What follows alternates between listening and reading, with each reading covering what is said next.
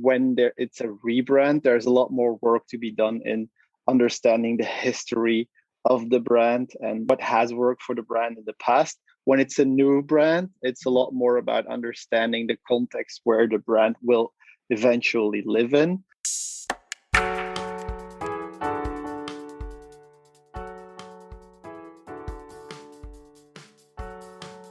Hello and welcome to the Brandtuned podcast, which discusses all things brand related, including the essential trademark and IP dimension. I'm your host, Shireen Smith, IP lawyer, brand manager, and author of Brandtuned, the new rules of branding, strategy, and intellectual property.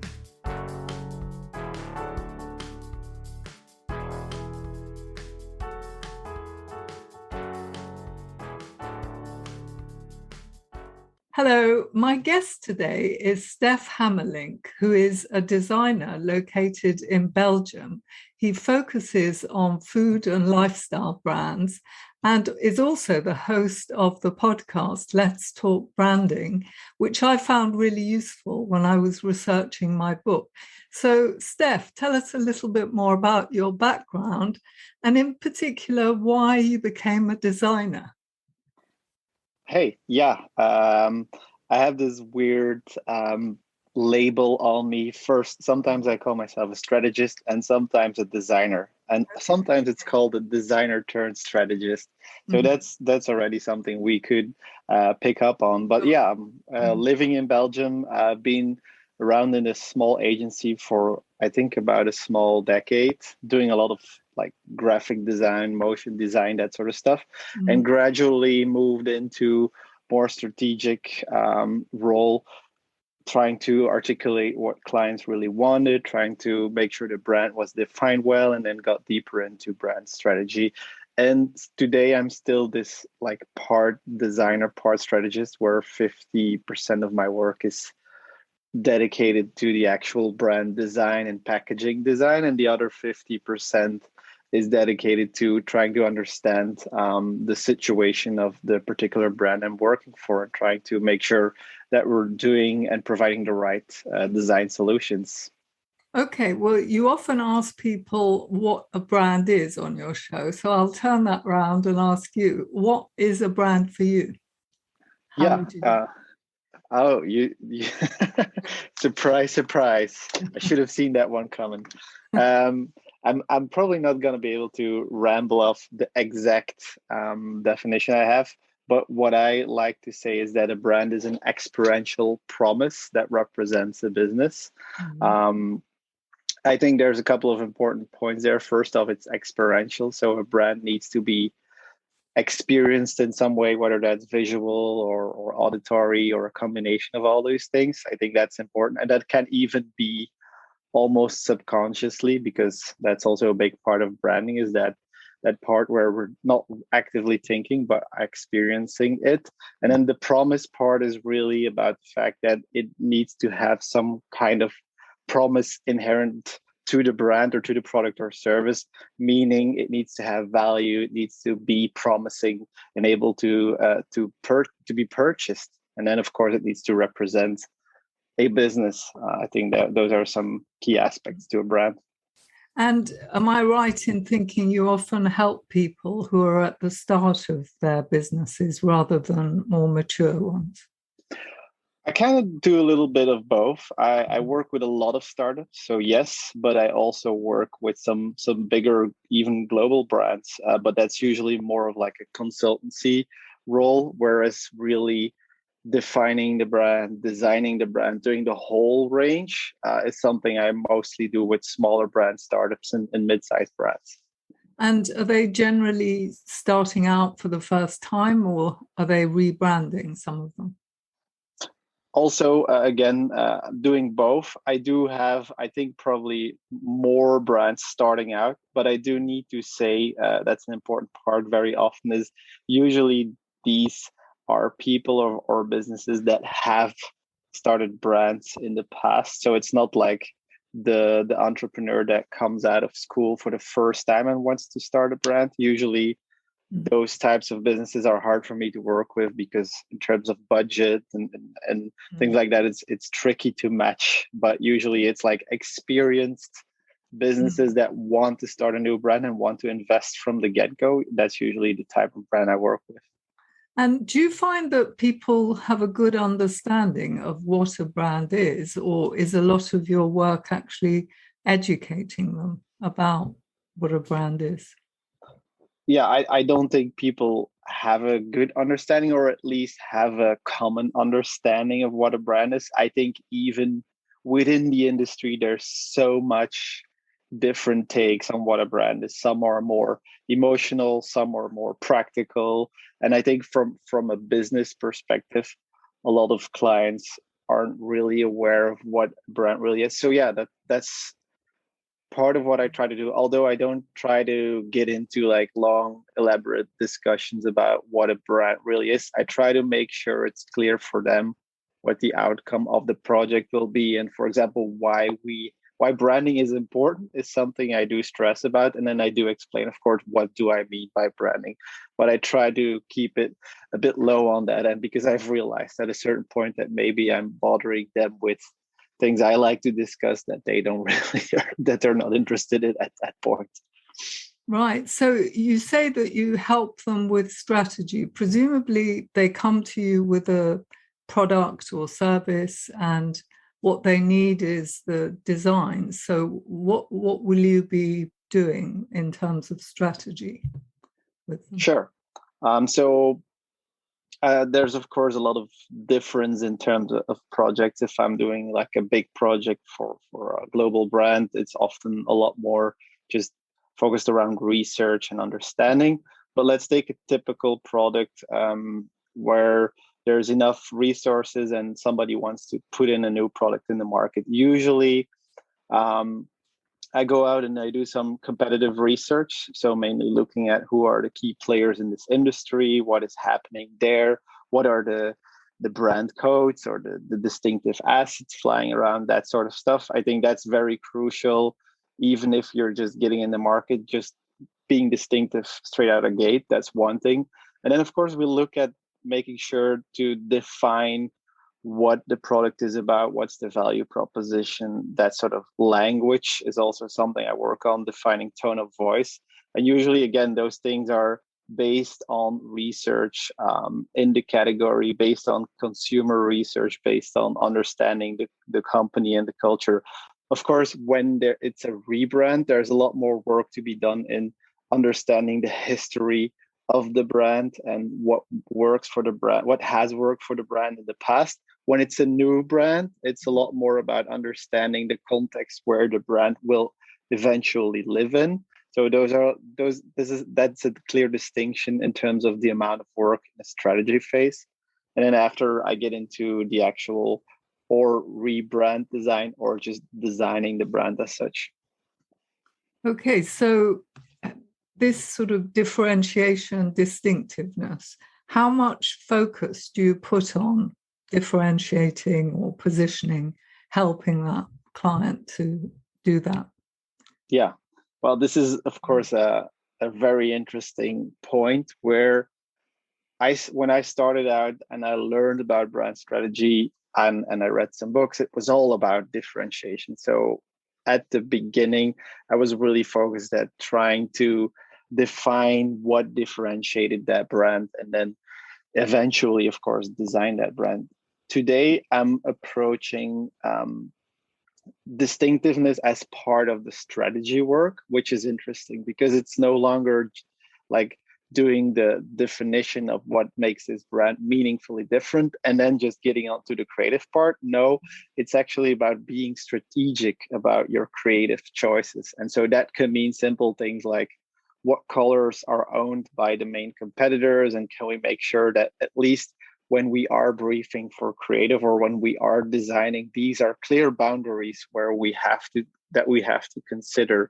So that's a typical thing, a typical example of thinking distinctive from the get-go instead of an afterthought in design.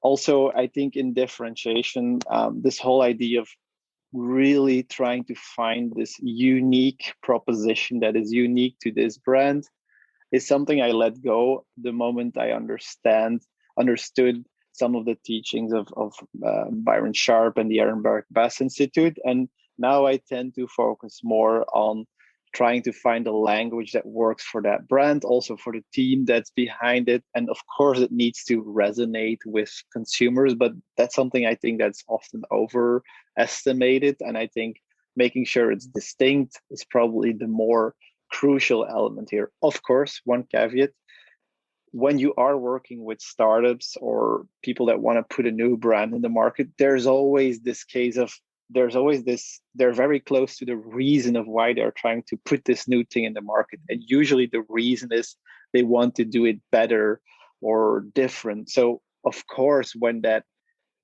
drive is there, and when the founder or the entrepreneur or the business really wants to highlight that novelty of the product, I'm not going to say let's not do it. I'm going to work with it. I'm going to work on that language, make sure it's there, but I'm going to keep giving them the warning signs that even though this might be highly differentiating, it's still very important to keep in account distinctiveness. I hope that was an answer. I keep ranting on about these things.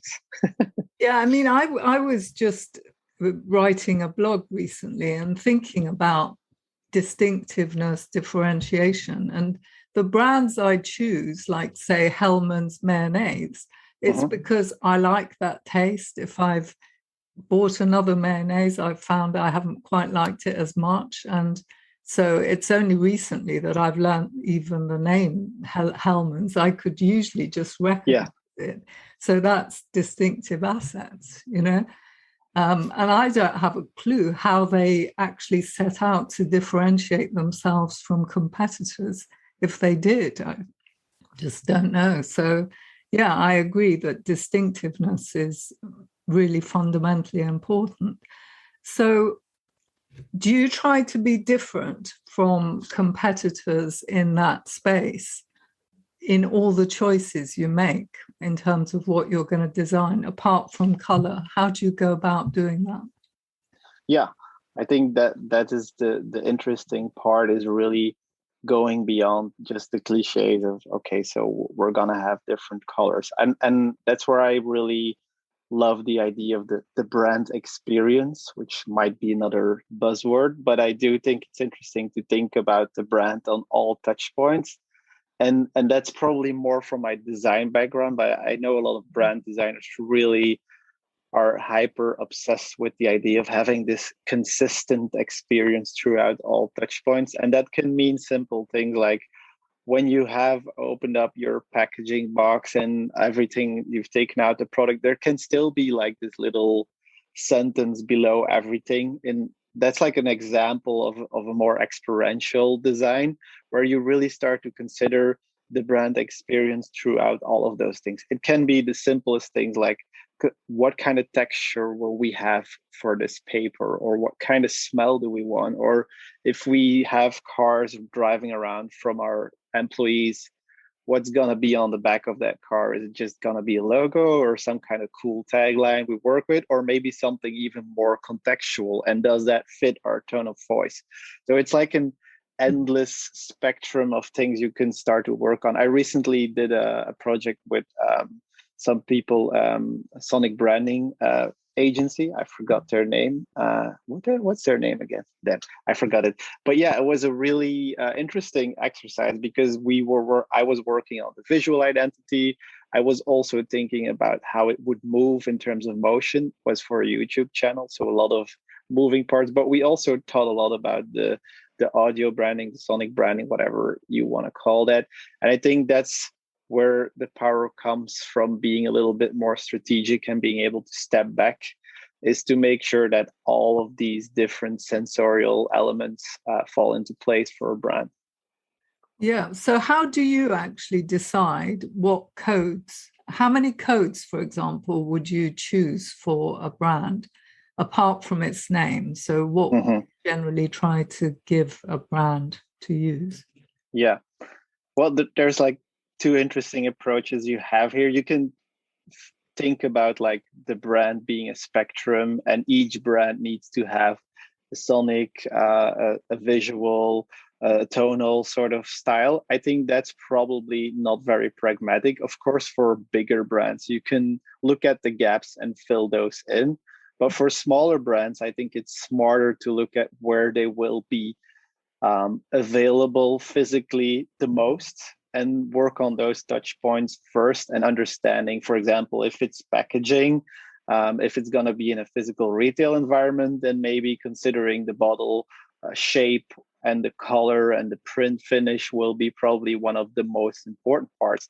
And then thinking about, okay, so how are they going to promote this product? And that's like making sure in advertising you can maybe bring back that bottle shape in an interesting way. So I do think it's very contextual to decide what distinctive assets will work, even though there's some really good science about, for example, knowing that mascots are a very powerful tool. Sonic branding is also something that's apparently very sticky. So when you do have the match of, okay, we know from science that this works and we have the opportunity here to create something, then yes, by all means, go ahead. But I was just saying, like, there's a bit of a warning in here that it's not always necessary for each brand to have all types of distinctive assets, because it's hard to manage eventually as well. Sure. And actually, the legal dimension is much more important than people realize for distinctive assets, because something like color is impossible to protect until you've become famous and well known by a color. So a lot of brands that I see place so much accent on the color, and they might have one simple stylized logo. That's all, just their name in a very simple stylized logo and a color. But that's not really enough to identify the brand. Most brands need more than that. Sure. And like, I think what is often underestimated is what can become a distinctive assets. I mean, we, as you mentioned, there's the obvious suspects, but very often there's things that make us distinctive that we hadn't considered yet. Like, for example, I'm working on a B2B company right now, and actually the founders, the two founders, are very prominent in the whole brand experience, and they are, of course, also distinctive assets. But then you need to start considering, well, how do we make sure that even if they evolve in terms of their physical presence, that they somehow still match with the brand? And there's some interesting venues that you can explore there. And I think that's partly why distinctive assets as a theory also needs to be spoken of more, because right now it's very much very theoretical framework, and there's some great examples, but it's still a little bit underdeveloped on that way. And I think, for example, a really great example is the Dutch brand called Swapfiets. They're like a bike renting service, and so their bikes are out there in the city, and they just have this blue tire. And that's like a really good example of a distinctive asset, because recently they gave a famous biker in sports like the blue tire, and people immediately recognize that. So, I mean, it's really going beyond the cliches of what distinctive assets are, and then making sure that it works for where your brand lives. I think that's important. So what, they've got a tire shape that is like a logo, and they... No, it's just the actual tire, the rubber bike tire is blue, and that's it. See. But So it's very a bit like the that red sole shoe. I can't remember. Louboutin. Yeah. Well, that can be actually much more challenging to protect. But I would think that smaller brands anyway need to find 2 or 3 codes apart from color and the name that they can actually own straight away and register as trademarks, because that's the way you can be uniquely identified by whatever that code is. So, for example, a symbol like, I don't know, the Nike swoosh, would have been protectable as soon as they created it. So if you protect that, then that can be one of your assets that only you can promote, because competitors can't copy that. I got to be honest with you there, Shireen. I with a lot of businesses I work with, like over the years, I've learned to at least make sure the brand name is protected. So that's something I push a lot of clients in, like, let's make sure at least that's done. So, but in terms of registering and protecting visual assets, it's still like a barren wasteland out there. I mean, I just know that for a lot of clients, it's not a priority. And I agree with you that it's a very important asset you need to protect and be able to own. But it's something I personally need to look into more. I think I even just recently asked you the question on Twitter, because it's a really interesting field and I'd love to know more about it. Yeah, I'm thinking of doing a course, because in writing my book, I realized that actually marketers, even brand managers, are not being trained in anything to do with intellectual property. So they have to kind of pick up the knowledge. Yeah. And yet, the other day on LinkedIn, I heard about this brand where a very big brand called Mother has begun using this smaller brand's name called Other. And they're now involved in a legal dispute. But this brand called Other hadn't actually bothered to register a trademark. And it's quite the norm in the branding industry for agencies not to register trademarks and to use names that are very similar to each other. It messes with our process. That's why. And I'm being honest, like I used to ignore it as well. And then I started working with it. And then I realized, okay, there's this period where people can actually protest the trademark, and you have to build it into your process. Otherwise, it's like a really annoying thing for practitioners. And it's a lot of times where you have this great buildup from strategy to revealing the brand name and the design. And this is like a little annoying thing, but I agree completely. Like right now, I don't move along to any design stages unless the brand name is fully protected, because I agree with you that it can run you into really big trouble if you don't.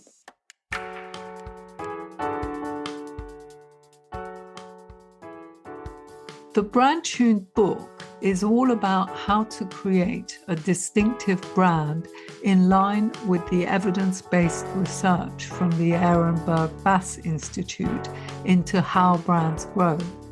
To celebrate its release on the 28th of September, we're hosting a virtual launch event with video interviews of key figures like Rory Sutherland, David Archer, and Rob Myerson.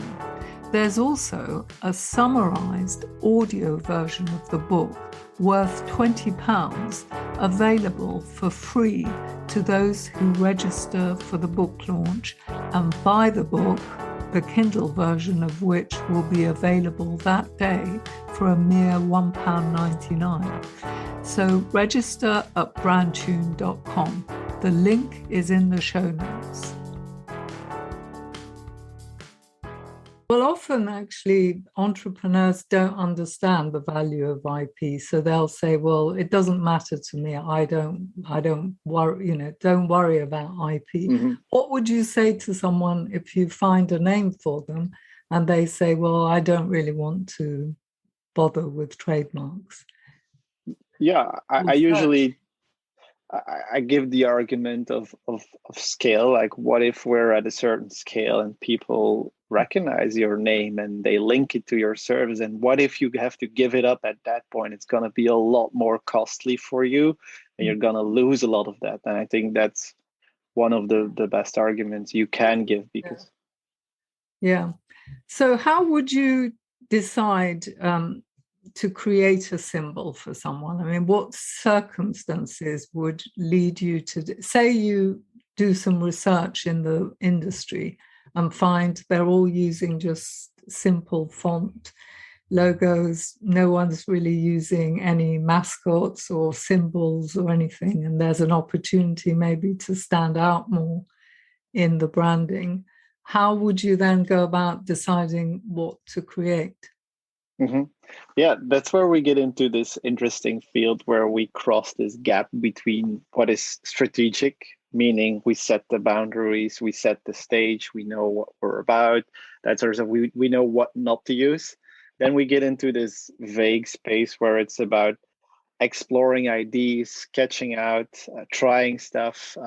But usually there is some form of ID that comes from looking at competitors. And as you mentioned, for example, understanding that most competitors have a very tight sans serif logo, you already immediately can think, okay, so maybe why not go for maybe a handwritten logo, and maybe why not have an interesting mark with that. But it is hard to say what makes you then finally decide on the final symbol, because for me, there's just a lot of one exploration that you need to be doing. You need to just try out hundreds of different IDs on artboards or sketchboards or wherever you do. And then still you need to work out some of those IDs, and then you need to show them to people and see how they interact with it. And then you still need to sell it to your client as well. So there's a lot of randomness that happens in between there. And I do feel that the best way to go from like bad ideas to something that will work eventually is just showing it to people and listening to what they're saying, if you can open up to that, because it's not easy showing your like cool thing you made to people and they're starting to criticize it. But you have to make sure that you listen to the right kind of things. Like if they're all seeing some kind of animal in it or some kind of personality in it, then maybe it's something that might be interesting, or it may be something to avoid entirely. So that's not really an answer to your question, but that's what I have. So the Ehrenberg Bass Institute just say in Jenny Romaniak's book, for example, meet our owl. And they chose an owl for absolutely no reason. It was just, Yeah. They wanted some sort of visual imagery, and they picked, I think they even chatted about possibly having a kangaroo or something. Yeah, that would have been more probably cliche in a way. But I mean, of course, that doesn't sound very like romantic. And I think a lot of creative people want this narrative and this rationale about why they chose a certain logo. And let's not be dishonest here. Clients want it as well, and I think it is important. And that's why it's funny when you see these presentations, internal presentations about a logo, and there's this beautiful language about what it represents. Even if like at face value the ID was just a random shape, it's sometimes after the fact that you give this a story to make it easier to sell it internally. And I think that's fine. I mean, that's just how these things work. These people are day in and out obsessed with the brand, so they want something that really represents them.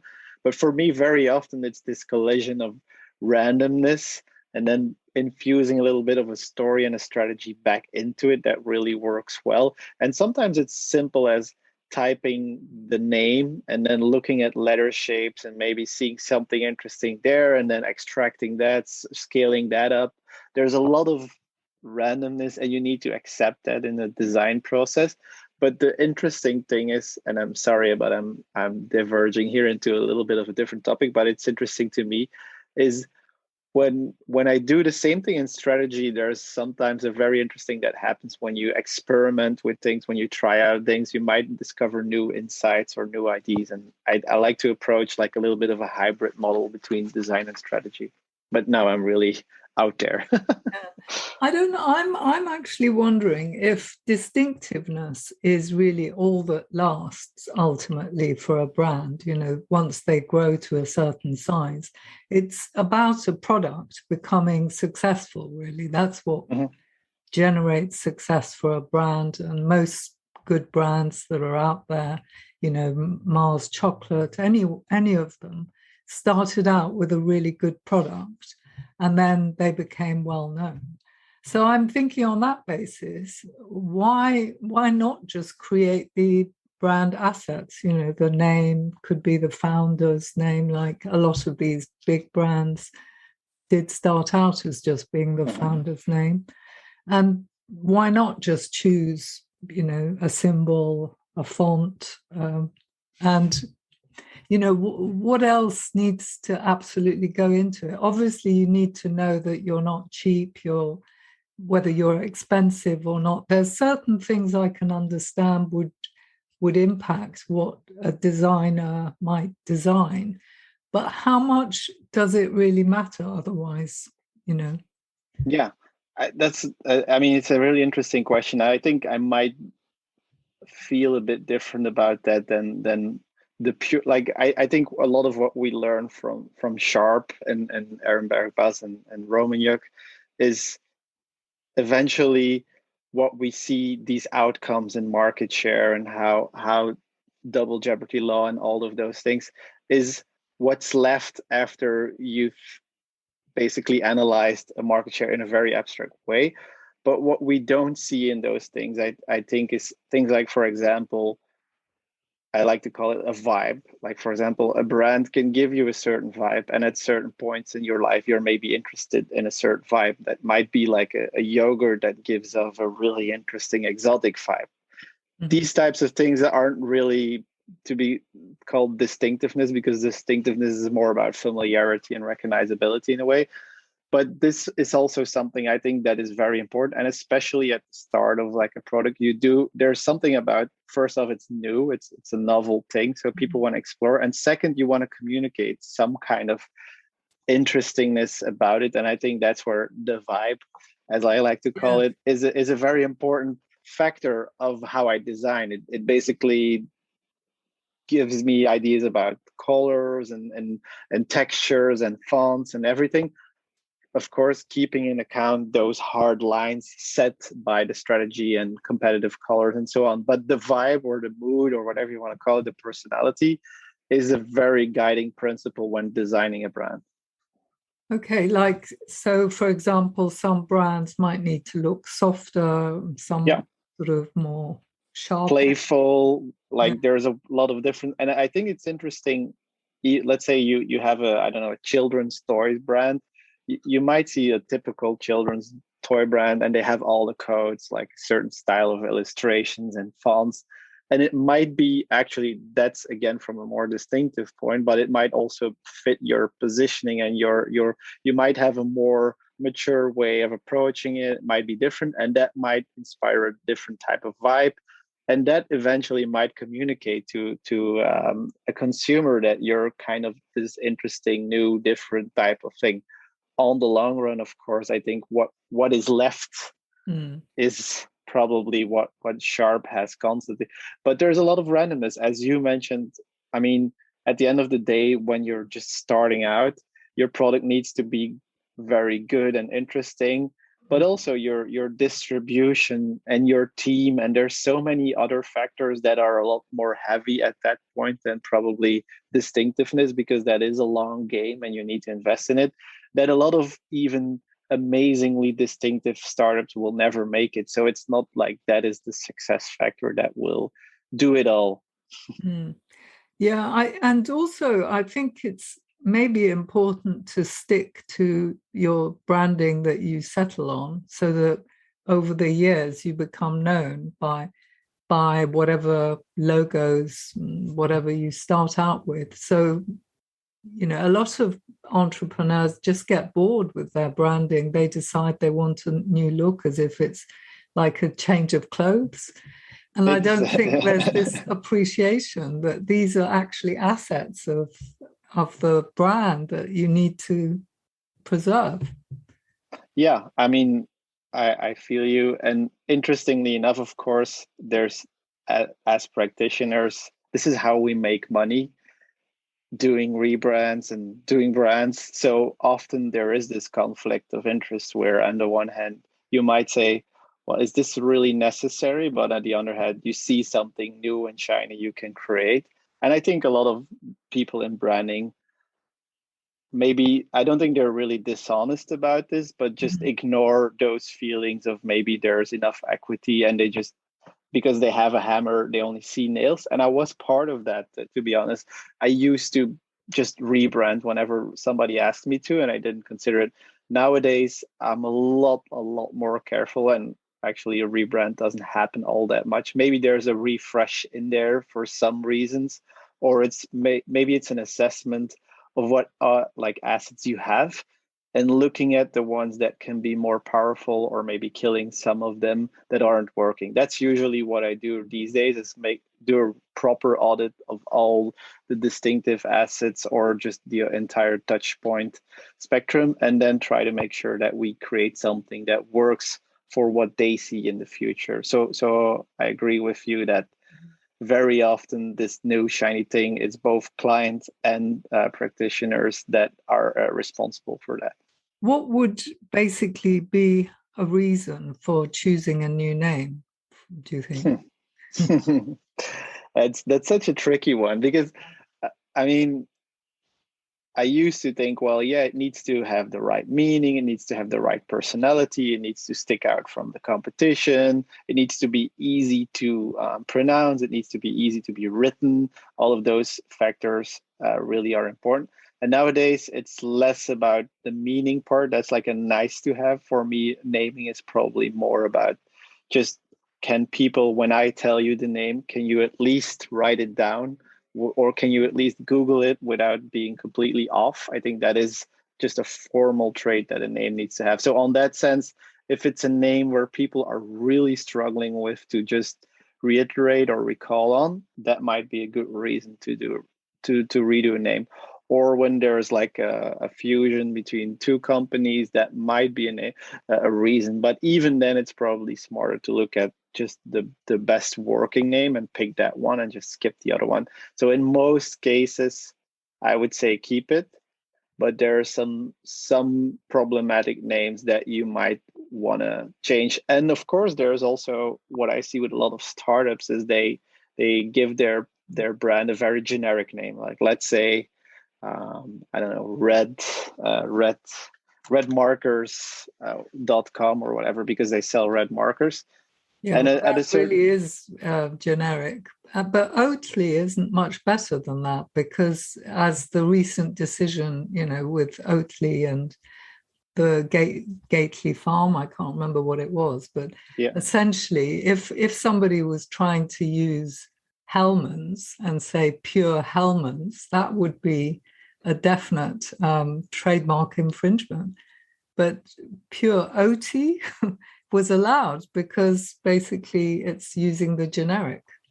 yeah, and that is, I mean, there's probably generic brand names that eventually became recognizable enough, and I love the example of McDonald's. Like, if you Yeah, consider totally McDonald's to, yeah, like it's Scottish, and you don't even, I never really thought about like old MacDonald had a farm, this song, just because McDonald's was it was McDonald's. And that's, I think what we need to understand is that consumers really, really don't overthink this stuff. And so like throwing away the value because you think there's some meaning that's wrong is probably almost always a bad idea.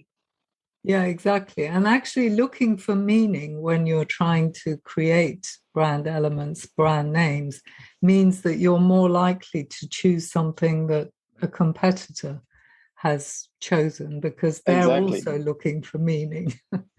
Yeah, and this is the interesting dance we have to do sometimes, I think, as brand strategists or brand designers, is we have to find this internal narrative while also making sure it's actually not meaningful in that way. And I think if you can convince clients, because I have had instances where we have this really good understanding and I do some of the education about distinctiveness, and if you can get them on board on that philosophy, and then they're with you on design and naming, it's a lot easier and people get a lot more detached from this whole thing. And I think that's great. I mean, if you can manage to do that, it's great for you and for your client. And that's probably also part of the reason why I talk so much about this stuff, because I would like it to be more accepted among clients and everybody. Well, I find your approach really interesting, that you've really got to the bottom of what branding is all about on your podcast. So is there a brand, a famous brand, any brand that you particularly admire their approach? Yeah, let me think about. I know some local brands, but those probably won't ring a bell. So I'm thinking about bigger brands that have worked really well. I mean, to be honest, like the type of brands I'm really a fan of is very often brands that are just like almost a little bit on the boring side of things. Like I really like Kellogg's, for example, Mm-hmm. because the way that brand, of course, it has a lot of history already built up, but recently, I think a couple of years ago, they did this refresh and they really blew up like just the logo. And then, of course, they have the mascots.